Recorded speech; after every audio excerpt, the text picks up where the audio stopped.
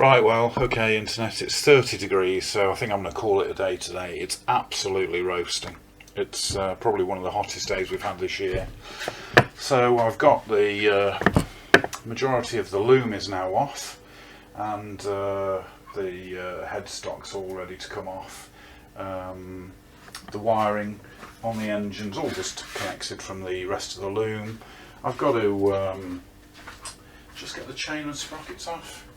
That looks a bit fiddly really. A lot of oil came out when I removed that clutch cover adjusting panel.